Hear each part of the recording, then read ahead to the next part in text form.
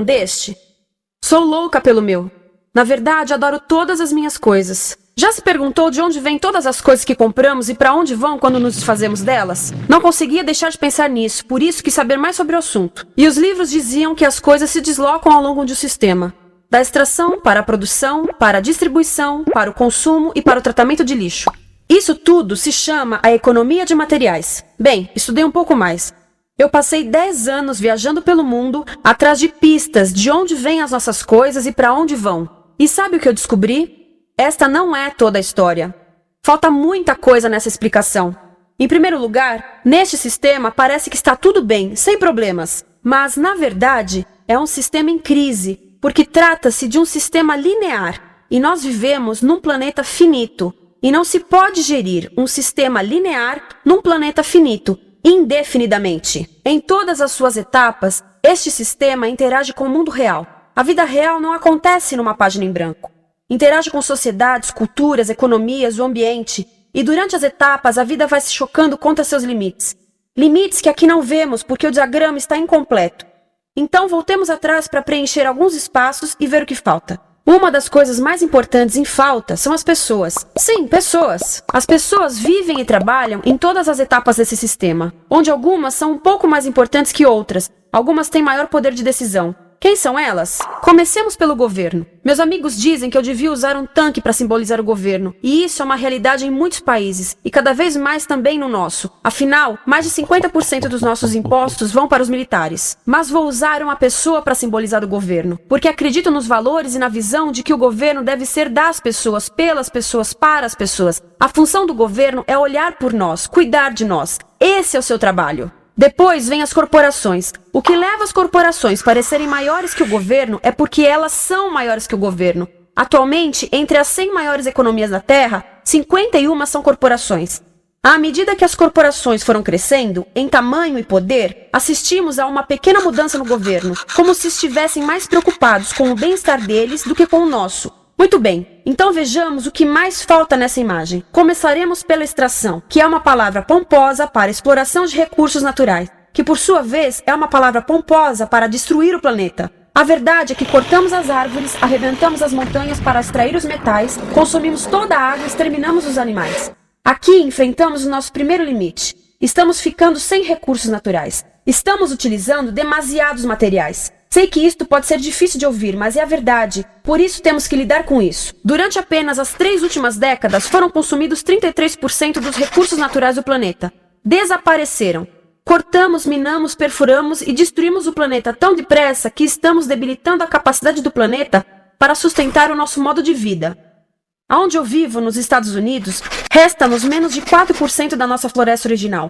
40% dos cursos de água estão impróprios para o consumo. E o nosso problema não é apenas estarmos utilizando demasiados recursos, mas o fato de estarmos utilizando mais do que a nossa parte. Temos 5% da população mundial, mas usamos 30% dos recursos mundiais. Se todos consumissem ao ritmo dos Estados Unidos, precisaríamos de 3 a 5 planetas. E sabem uma coisa? Só temos um. Então, a resposta do meu país a essa limitação é simplesmente ir tomar dos outros. Este é o terceiro mundo, que alguém dirá tratar-se apenas de uma expressão para designar o local para onde foram as nossas matérias-primas. E o que é que acontece? A mesma coisa, destruição do local. 75% das zonas de pesca do planeta estão sendo exploradas ao máximo ou além da sua capacidade. Desapareceram 80% das florestas originais do planeta. Só na Amazônia perdemos 2.000 árvores por minuto, o equivalente a um campo de futebol por minuto. Então, e as pessoas que vivem aqui? Bem, de acordo com esses sujeitos, eles não são donos desses recursos, mesmo que vivam lá há gerações. Não são donos dos meios de produção, nem compram muitas coisas. Nesse sistema, quem não possui nem compra muitas coisas não tem valor. A seguir, as matérias-primas seguem para a produção, aonde utilizamos energia para misturar químicos tóxicos com recursos naturais para produzir produtos contaminados com tóxicos. Há atualmente no comércio mais de 100.000 químicos sintéticos. Apenas um punhado foi testado para avaliar o seu impacto na saúde, e nenhum foi testado em relação aos impactos sinérgicos na saúde, ou seja, a interação com todos os outros químicos aos quais estamos expostos diariamente. Por isso, desconhecemos o impacto total deles na saúde e no ambiente. Mas sabemos uma coisa: os tóxicos entram e saem. Enquanto continuarmos a introduzi-los nos nossos sistemas de produção industrial, continuaremos a inserir esses tóxicos nos produtos que levamos para nossas casas, trabalho e escolas, e claro, para nossos corpos. Como os BFRs, ou retardantes de incêndio à base de brometo, que tornam as coisas mais resistentes ao fogo, mas são super tóxicos. São neurotóxicos, ou seja, tóxicos para o cérebro. O que é que estamos fazendo usando esses químicos? Apesar disso, os usamos em nossos computadores, eletrodomésticos, sofás, colchões e até alguns travesseiros. Sim, pegamos nossos travesseiros, os revestimos com neurotoxinas, levamos para casa e dormimos por 8 horas com eles. Não sei, mas acho que num país com tanto potencial, poderíamos ter uma maneira melhor de evitar que as cabeças peguem fogo à noite. Sabia que essas toxinas vão se acumulando ao longo da cadeia alimentar e se concentram nos nossos corpos? Sabe qual é o alimento do topo da cadeia alimentar com o nível mais elevado de químicos tóxicos? O leite materno. Isto significa que os menores membros das nossas sociedades, os nossos bebês, recebem as maiores doses de químicos tóxicos das suas vidas a partir do leite das suas mães. Não acha que é uma incrível violação? A amamentação deveria ser o mais importante ato humano de nutrição. Deveria ser algo sagrado e seguro. A amamentação continua a ser o melhor e as mães devem amamentar, mas nós deveríamos proteger esse ato. Eles deviam protegê-lo. Eu pensava que zelavam pelos nossos interesses. As pessoas que mais sofrem com esses produtos químicos são os trabalhadores das fábricas. Muitos são mulheres em idade reprodutiva, que trabalham com toxinas que afetam a gestação, carcinogênicos e muito mais. Agora eu pergunto, que tipo de mulher em idade reprodutiva trabalharia num emprego deste, exposta a estas toxinas, a não ser uma mulher sem outra alternativa? Essa é uma das maravilhas desse sistema. A erosão dos ecossistemas e economias locais aqui garante um fluxo constante de pessoas sem alternativas. No mundo, há 200 mil pessoas por dia se deslocando de ambientes que as sustentaram ao longo de gerações para cidades, onde muitas vivem em bairros de lata, à procura de emprego, por mais tóxico que seja. Não só os recursos são desperdiçados ao longo desse sistema, mas também pessoas, comunidades inteiras são desfeitas. Sim, as toxinas entram e saem. Muitas delas saem das fábricas em produtos, e muitas mais saem como subprodutos, ou poluição. E estamos falando de muita poluição. Nos Estados Unidos, as indústrias admitem liberar mais de 1.800.000 quilos de químicos tóxicos por ano. Deve ser muito mais, porque isso é o que eles admitem. Trata-se de outro limite, porque quem quer ver e respirar 1.800.000 quilos de químicos tóxicos por ano? Então o que eles fazem? Mudam as fábricas poluidoras para o estrangeiro, para poluir outros países. Mas, surpresa, grande parte dessa poluição volta para nós trazida pelo vento. E o que acontece depois de todos os recursos naturais serem transformados em produtos? Passam por aqui, para a distribuição, o que significa vender todo o lixo contaminado com toxinas o mais rápido possível. Aqui, o objetivo é manter os preços baixos, com as pessoas comprando os produtos em constante movimento. Como eles mantêm os preços baixos? Pagam salários baixos aos trabalhadores das lojas e restringem o acesso aos seguros de saúde sempre que podem. Tudo se resume em exteriorizar os custos. O verdadeiro custo da produção não se reflete no preço. Em outras palavras, não pagamos aquilo que compramos. Outro dia estive pensando nisto. Ia a caminho do trabalho e queria ouvir as notícias. Por isso entrei numa loja para comprar um rádio. Encontrei um pequeno rádio verde engraçado que custava $4,99. Na fila do caixa pensei, como $4,99 podem refletir o custo da produção e transporte desse rádio até ele chegar nas minhas mãos? O metal deve ter sido extraído na África do Sul. O petróleo provavelmente do Iraque. O plástico produzido na China e talvez montado por uma criança de 15 anos numa fábrica do México. $4,99 não paga nem o aluguel do espaço ocupado na prateleira, nem parte do salário do empregado que me atendeu, ou as viagens de navio e caminhão que o rádio fez. Foi assim que eu percebi que eu não paguei o valor do rádio. Então, quem pagou? Estas pessoas pagaram com a perda do espaço dos seus recursos naturais. Estas pagaram com a perda do ar puro, com o aumento de doenças como asma e câncer. As crianças do Congo pagaram com o seu futuro, pois 30% delas abandonam a escola para trabalhar nas minas de coltan, um metal que usamos em aparelhos eletrônicos baratos e descartáveis. Estas pessoas pagaram por não ter direito ao seguro de saúde. Ao longo desse sistema, pessoas contribuíram para que eu comprasse o rádio por $4,99, mas essas contribuições não são registradas por nenhum contabilista. É isto que eu quero dizer com exteriorizar o verdadeiro custo de produção. E isso nos leva à seta dourada do consumo. O coração do sistema, o motor que impulsiona. É tão importante proteger esta seta que se tornou prioridade daqueles dois sujeitos. É por isso que após o 11 de setembro, quando nosso país estava em choque, o presidente Bush poderia ter sugerido fazer luto, rezar, ter esperança, mas não, ele disse para fazermos compras. Compras! Nos tornamos uma nação de consumidores. Nossa principal identidade passou a ser de consumidores. Não mães, professores, agricultores, mas consumidores. Nosso valor é medido e demonstrado pelo quanto contribuímos para esta seta. Quanto consumimos. Não é isso que fazemos? Compramos, compramos, compramos. Manter os produtos circulando. E como circulam?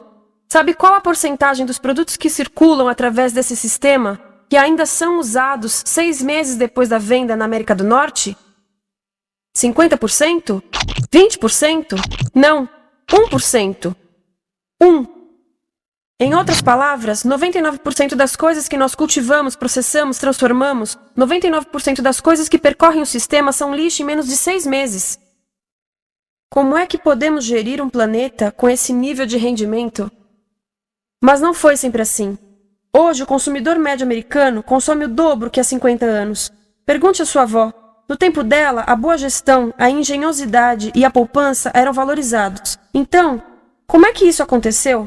Bem, não aconteceu simplesmente. Foi planejado. Pouco depois da Segunda Guerra Mundial, estes sujeitos estudavam a forma de impulsionar a economia. O analista de vendas Victor Lebow articulou a solução que se tornaria a norma de todo o sistema. Ele disse: a nossa enorme economia produtiva exige que façamos do consumo a nossa forma de vida, que tornemos a compra e uso de bens em rituais, que procuremos a nossa satisfação espiritual, a satisfação do nosso ego no consumo. Precisamos que as coisas sejam consumidas, destruídas, substituídas e descartadas a um ritmo cada vez maior. O conselheiro econômico do presidente Eisenhower disse: o principal objetivo da economia americana é produzir mais bens de consumo. Mais bens de consumo? O nosso principal objetivo?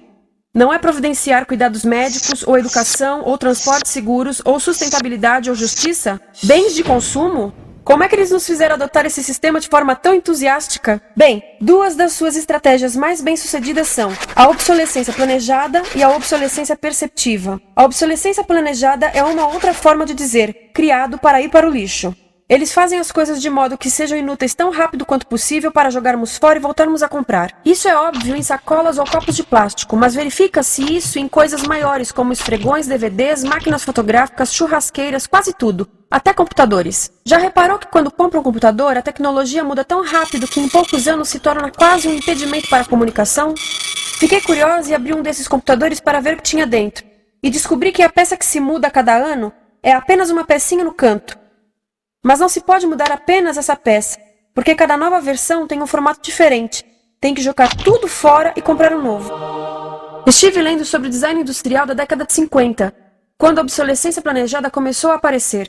Esses designers eram muito claros sobre o assunto. Chegavam a debater quão rápido conseguiam que um aparelho avariasse, mas de modo que o consumidor mantivesse fé suficiente para ir comprar outro. Foi tão intencional, mas as coisas não avariam suficientemente rápido para manter essa seta funcionando. Por isso existe também a obsolescência perceptiva. A obsolescência perceptiva nos convence a jogar fora coisas que ainda são perfeitamente úteis. Como fazem isso? Mudam a aparência das coisas. Por isso, se comprou suas coisas há alguns anos, todos percebem que você não tem contribuído para essa seta. E como o nosso valor depende da nossa contribuição para essa seta, isso pode ser embaraçoso. Por exemplo, se eu tiver o mesmo monitor de computador gordo e branco na minha mesa por 5 anos e a minha colega tiver comprado um computador novo, ela vai ter um monitor plano brilhante que combina com o computador, com o celular e até com as canetas. Ela parece estar operando uma nave espacial e eu pareço que tenho uma máquina de lavar na mesa. A moda é outro bom exemplo. Já se perguntou por que os saltos dos sapatos das mulheres passam de largos para finos num ano e no próximo de finos para largos? Não é por haver um debate sobre qual deles é mais saudável. É porque usar saltos largos num ano de saltos finos mostra que você não contribuiu recentemente para a seta. Por isso não vale tanto quanto a pessoa com saltos finos ao seu lado, ou em um anúncio. É para comprarmos sapatos novos. A publicidade e a mídia em geral têm um papel importante nisto. Cada um de nós nos Estados Unidos é bombardeado com mais de 3.000 anúncios por dia. Vemos mais publicidade num ano do que as pessoas há 50 anos viam em toda a vida. Qual é o objetivo de um anúncio, se não nos fazer infelizes com o que temos? Por isso, nos dizem 3.000 vezes por dia que nosso cabelo está errado, nossa pele, nossa roupa, nossos móveis, nossos carros, nós estamos errados. Mas tudo se resolve se formos às compras. A mídia também ajuda a esconder tudo isto e isto. Por isso, a única parte da economia que vemos são as compras. A extração, produção e envio para o lixo acontecem fora do nosso campo de visão. Por isso, nos Estados Unidos, temos mais coisas do que tivemos antes, mas pesquisas mostram nossa felicidade declinando. Nossa felicidade teve seu pico na década de 50, a mesma época em que a febre consumista explodiu. Coincidência interessante. Acho que sei o porquê. Temos mais coisas, porém menos tempo para o que realmente nos faz felizes. Amigos, família, tempo livre. Estamos trabalhando mais do que nunca. Analistas dizem que não temos tão pouco tempo livre desde a sociedade feudal. E sabem quais são as duas atividades que mais fazemos no pouco tempo livre que temos? Ver televisão e fazer compras. Nós, americanos, passamos 3 a 4 vezes mais tempo comprando do que os europeus. Assim, nessa situação ridícula, vamos trabalhar talvez em 2 empregos, e quando chegamos em casa exaustos e sentamos no sofá novo para ver televisão, os anúncios dizem que não prestamos, então vamos às compras para nos sentirmos melhor. Depois trabalhamos mais para pagar o que compramos e chegamos em casa mais cansados, vemos mais televisão que nos diz para fazermos compras outra vez. E estamos nesse ciclo de trabalhar, ver, comprar, e podíamos simplesmente parar. Então, no final, o que acontece a todas essas coisas que compramos? Nesse ritmo de consumo, não cabe tudo em casa, apesar do tamanho médio das casas ter duplicado nesse país desde os anos 70. Vai tudo pro lixo, e isso nos leva ao tratamento do lixo. Essa é a parte da economia de materiais que conhecemos melhor, porque nós temos de levar o lixo até a esquina. Cada americano produz 2 quilos de lixo por dia, o dobro do que fazíamos há 30 anos. Todo esse lixo ou é despejado num aterro, que é um grande buraco no chão, ou ainda pior, primeiro é incinerado e depois despejado no aterro. As duas formas poluem o ar, o solo, a água, sem esquecer que alteram o clima. A incineração é realmente ruim. Lembra daqueles tóxicos da fase da produção? Bem, queimar o lixo libera esses tóxicos no ar. Pior ainda, produz supertóxicos novos, como a dioxina. A dioxina é a substância mais tóxica feita pelo homem, e os incineradores são a principal fonte de dioxina. Isso significa que podemos parar a principal fonte da mais tóxica substância conhecida e feita pelo homem, simplesmente parando de queimar o lixo. E podemos parar hoje. Algumas empresas não querem criar aterros e incineradores aqui. Por isso, também exportam os resíduos. Então, e a reciclagem? A reciclagem ajuda? Sim, a reciclagem ajuda. Ela reduz o lixo nessa extremidade e depois reduz a pressão para minerar e colher mais nessa extremidade. Sim, todos devemos reciclar, mas reciclar não é o suficiente. Reciclar nunca será suficiente, por 2 razões. Primeiro, o lixo que vem das nossas casas é apenas a ponta do iceberg. Para cada saco de lixo que deixamos na esquina, 70 sacos de lixo são criados anteriormente, só para fazer o lixo desse saco que deixamos na esquina. Assim, mesmo que pudéssemos reciclar 100% do lixo das nossas casas, não se chegaria ao coração do problema. Além disso, grande parte do lixo não pode ser reciclado, ou porque contém demasiados tóxicos, ou porque é criado de início para não ser reciclável, como aquelas caixas de suco, que têm as camadas de metal, papel e plástico, todas coladas. Não dá para separar essas camadas para reciclá-las. Como se vê, é um sistema em crise. Por todo o percurso, estamos batendo em limites, do clima em mudança ao decréscimo da felicidade. Simplesmente não está funcionando. Mas a parte boa de um problema tão generalizado é haver tantos pontos de intervenção. Há pessoas trabalhando aqui salvando florestas, e aqui na produção limpa. Pessoas trabalhando em direitos do trabalho, em comércio justo, em consumo consciente, no bloqueio de aterros e incineradores. E muito importante, em recuperar o nosso governo, para que seja realmente pelas pessoas e para as pessoas. Todo esse trabalho é criticamente importante, mas as coisas vão realmente começar a se mover quando enxergarmos as ligações, quando enxergarmos o panorama geral. Quando as pessoas ao longo do sistema se unirem, poderemos reivindicar e transformar esse sistema linear em algo novo, um sistema que não desperdice recursos ou pessoas, porque aquilo de que precisamos nos livrar é da antiga mentalidade de usar e jogar fora. Há uma nova escola de pensamento nesse assunto, e é baseada em sustentabilidade e equidade, química verde, zero resíduos, produção em ciclo fechado, energia renovável, economias locais vivas, já está acontecendo. Há quem diga que é irrealista, idealista, que não pode acontecer. Mas eu digo que quem é irrealista são os que querem continuar pelo velho caminho. Isso é que é sonhar. Lembre-se que a velha forma não aconteceu por acaso. Não é como a gravidade que temos que conviver. As pessoas a criaram, e nós também somos pessoas. Por isso, vamos criar algo novo.